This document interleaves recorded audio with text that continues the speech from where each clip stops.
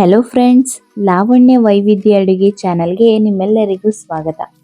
ಇವತ್ತಿನ ವಿಡಿಯೋದಲ್ಲಿ ನಾನು ತಣ್ಣಿಕಾಳಿನ ನುಚ್ಚಿನುಂಡೆ ಹೇಗೆ ಮಾಡೋದು ಅಂತ ತೋರಿಸ್ಕೊಡ್ತಾ ಇದ್ದೀನಿ. ವಿಡಿಯೋನ ಎಲ್ಲೂ ಕೂಡ ಸ್ಕಿಪ್ ಮಾಡದೆ ಪೂರ್ತಿಯಾಗಿ ನೋಡಿ. ಈ ರೆಸಿಪಿ ತುಂಬಾ ಚೆನ್ನಾಗಿದೆ. ಹಾಗೆಯೇ ನೀವಿನ್ನೂ ನಮ್ಮ ಚಾನಲ್ನ ಸಬ್ಸ್ಕ್ರೈಬ್ ಆಗಿಲ್ಲ ಅಂತಂದರೆ ಪ್ಲೀಸ್ ನಮ್ಮ ಚಾನಲ್ನ ಸಬ್ಸ್ಕ್ರೈಬ್ ಮಾಡ್ಕೊಳ್ಳಿ. ಬನ್ನಿ ಈಗ ಹೇಗೆ ಮಾಡೋದು ಅಂತ ನೋಡೋಣ.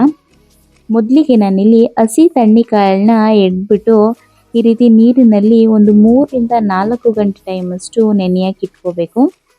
ಈಗ ಇದಕ್ಕೆ ಮಸಾಲೆನ ರುಬ್ಕೊಳ್ಳೋದಕ್ಕೆ ನಾನಿಲ್ಲಿ ಒಂದು ಅರ್ಧ ಇಂಚಷ್ಟು ಶುಂಠಿನ ತಗೊಂಡಿದ್ದೀನಿ. ಹಾಗೆಯೇ 1 ಟೇಬಲ್ ಸ್ಪೂನಷ್ಟು ಜೀರಿಗೆ, 1 ಟೇಬಲ್ ಸ್ಪೂನಷ್ಟು ಕಾಳು ಮೆಣಸು, ಒಂದು 1/4 ಚಮಚದಷ್ಟು ಚಕ್ಕೆ ಲವಂಗ ಪುಡಿ ಮತ್ತು ಒಂದು 10 ರಿಂದ 15 ಒಣಮೆಣಸಿನ್ಕಾಯಿನ ತೊಗೊಂಡಿದ್ದೀನಿ. ನೀವು ಬೇಕಾದ್ರೆ ಹಸಿಮೆಣಸಿನ್ಕಾಯಿನೂ ಕೂಡ ಹಾಕೋಬೋದು.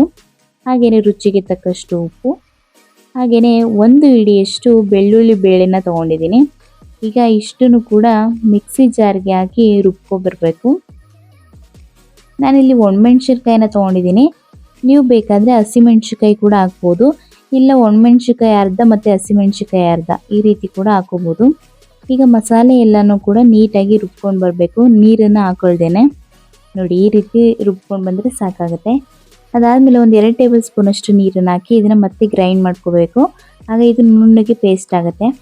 ಈಗ ಇದಕ್ಕೆ ನೆನೆಯಾಕಿಟ್ಟಿರುವಂತಹ ಕಾಳನ್ನ ಹಾಕಿ ನೀಟಾಗಿ ಪೇಸ್ಟ್ ಮಾಡ್ಕೊಂಡು ಬರಬೇಕು. ನೋಡಿ, ಈ ರೀತಿ ಜಾಸ್ತಿ ನುಣ್ಣಗೆ ಮಾಡ್ಕೋಬಾರ್ದು, ಹಾಗೆ ತುಂಬಾ ತರಿಯಾಗೂ ಕೂಡ ಮಾಡ್ಕೋಬಾರ್ದು. ಮೀಡಿಯಮ್ ಆಗಿ ಈ ರೀತಿ ರುಬ್ಕೋಬೇಕು. ಅದಾದಮೇಲೆ ಇದನ್ನು ಒಂದು ಅಗಲವಾದ ಪಾತ್ರೆಗೆ ಹಾಕ್ಕೊಂಡು ಮತ್ತೆ ಮಿಕ್ಕಿರುವಂತಹ ಕಾಳನ್ನ ಹಾಕಿ ಅದೇ ರೀತಿ ರುಬ್ಕೊಂಡು ಬರಬೇಕು. ನೋಡಿ, ಇಲ್ಲಿ ಈ ರೀತಿ. ಈಗ ಇದನ್ನು ಮತ್ತೆ ಅದೇ ಪಾತ್ರೆ ಒಳಗಡೆ ಹಾಕೊಳ್ಳೋಣ. ಈಗ ಒಂದು ಜಾರಲ್ಲಿ ಹಾಕಿದ್ದಕ್ಕೆ ಮಸಾಲೆ ಇತ್ತು, ಇನ್ನೊಂದಕ್ಕೆ ಬರೀ ಕಾಳನ್ನು ಹಾಕಿ ರುಬ್ಕೊಂಡಿರೋದ್ರಿಂದ 2 ಕಡೆಗೂ ನೀಟಾಗಿ ಮಸಾಲೆ ಮಿಕ್ಸ್ ಆಗಬೇಕು. ಆ ರೀತಿ ಇದನ್ನು ಚೆನ್ನಾಗಿ ಫಸ್ಟಿಗೆ ಮಿಕ್ಸ್ ಮಾಡ್ಕೋಬೇಕು. ಈಗ ಇದರೊಳಗಡೆಗೆ ನಾನು ಸಣ್ಣದಾಗಿ ಕಟ್ ಮಾಡಿ ಇಟ್ಕೊಂಡಿರುವಂತಹ ಕೊತ್ತಂಬರಿ ಸೊಪ್ಪು, ಹಾಗೆಯೇ ಸ್ವಲ್ಪ ಇಲ್ಲಿ ನುಗ್ಗೆ ಸೊಪ್ಪನ್ನು ತೊಗೊಂಡಿದ್ದೀನಿ. ನುಗ್ಗೆ ಸೊಪ್ಪು ಹಾಕೋದ್ರಿಂದ ಈ ನುಚ್ಚಿನುಂಡೆ ತುಂಬಾ ಟೇಸ್ಟ್ ಕೊಡುತ್ತೆ. ಹಾಗೆಯೇ ಕಟ್ ಮಾಡಿ ಇಟ್ಕೊಂಡಿರುವಂತಹ ಒಂದು 3 ರಿಂದ 4 ಈರುಳ್ಳಿನ ತೊಗೊಂಡಿದ್ದೀನಿ. ಈಗ ಈ ಇಷ್ಟು ಪದಾರ್ಥಗಳನ್ನು ಈ ಹಿಟ್ಟಿನೊಳಗಡೆ ಹಾಕೋತಾ ಇದ್ದೀನಿ. ಜೊತೆಗೆ ಇಲ್ಲಿ ಸ್ವಲ್ಪ ಕಾಯಿ ಚೂರುಗಳನ್ನ ಹಾಕೋತಾ ಇದ್ದೀನಿ. ನೀವು ಕಾಯಿ ಚೂರು ಹಾಕಿ ಮಾಡೋದ್ರಿಂದ ತುಂಬಾ ಟೇಸ್ಟ್ ಕೊಡುತ್ತೆ. ನೀವು ಒಂದ್ಸಲ ಟ್ರೈ ಮಾಡಿ, ಖಂಡಿತ ನಿಮಗೆ ಇಷ್ಟ ಆಗುತ್ತೆ.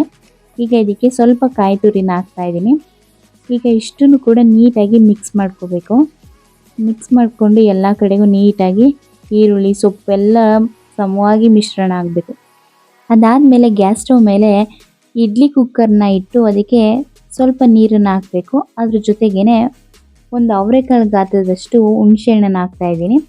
ಅದಾದಮೇಲೆ ಇಡ್ಲಿ ಪ್ಲೇಟ್ಗಳಿಗೆಲ್ಲದಕ್ಕೂ ಸ್ವಲ್ಪನೇ ಎಣ್ಣೆನ ಸವರ್ಕೋಬೇಕು, ಏಕೆಂದರೆ ಕೈಗೆ ಅಂಟಬಾರ್ದು ಅಂತ ಅಷ್ಟೇ.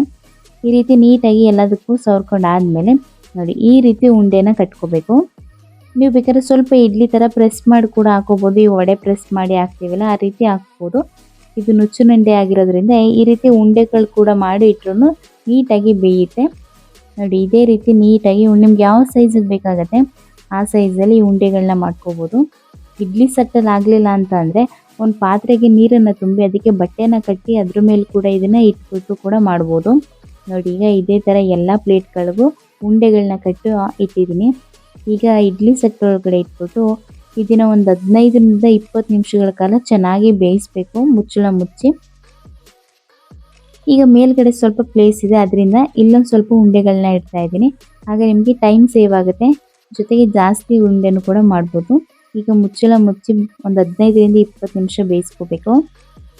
ಅದಾದಮೇಲೆ ನೋಡಿ, ಓಪನ್ ಮಾಡ್ತಾ ಇದ್ದೀನಿ. ಈಗ ಸ್ವಲ್ಪ ಪ್ರೆಸ್ ಮಾಡಿ ನೋಡಿದ್ರೆ ಸ್ವಲ್ಪ ಗಟ್ಟಿಯಾಗಿರುತ್ತೆ, ಬೆಂದಿರುತ್ತೆ. ಆಗ ಗ್ಯಾಸ್ ಸ್ಟವ್ನ ಆಫ್ ಮಾಡ್ಕೊಳ್ಳೋಣ. ಸ್ವಲ್ಪ ತಣ್ಣಗಾದ್ಮೇಲೆ ನೋಡಿ, ಇಲ್ಲಿ ಉಂಡೆನೆ ಎಷ್ಟು ನೀಟಾಗಿ ಸ್ವಲ್ಪನೂ ಅದನ್ನ ಕಚ್ಕೋತಲ್ಲ, ಅಷ್ಟು ಚೆನ್ನಾಗಿ ಬಂದಿದೆ. ತುಂಬಾ ರುಚಿಯಾಗಿದೆ. ನೋಡಿ, ಇವಾಗ ಒಂದು ಮುರಿದು ಕೂಡ ನಾನು ತೋರಿಸ್ತೀನಿ ಎಷ್ಟು ಸಾಫ್ಟ್ ಆಗಿದೆ ಅಂತ. ಆ ಮಧ್ಯೆ ಕಾಯಿ ಚೂರು ಸಿಗೋದ್ರಿಂದ ನೀವು ತುಂಬಾ ಚೆನ್ನಾಗಿರುತ್ತೆ ತಿನ್ನೋದಕ್ಕೆ. ನೀವು ಕೂಡ ಒಂದ್ಸಲ ಟ್ರೈ ಮಾಡಿ, ಖಂಡಿತ ನಿಮಗೆ ಇಷ್ಟ ಆಗುತ್ತೆ. ಹಾಗೆಯೇ ಈ ವಿಡಿಯೋ ಏನಾದರೂ ಇಷ್ಟ ಆಗಿದ್ರೆ ನಿಮಗೆ ಈ ವಿಡಿಯೋಗೆ ಒಂದು ಲೈಕ್ ಕೊಟ್ಟು ಕಮೆಂಟ್ ಮಾಡಿ. ಹಾಗೆ ನಿಮ್ಮ ಫ್ರೆಂಡ್ಸು ಮತ್ತು ಫ್ಯಾಮಿಲಿಗೆಲ್ಲ ಈ ವಿಡಿಯೋನ ಶೇರ್ ಮಾಡಿ. ನಮ್ಮ ಚಾನಲ್ನ ಸಬ್ಸ್ಕ್ರೈಬ್ ಮಾಡ್ಕೊಳ್ಳಿ. ಧನ್ಯವಾದಗಳು.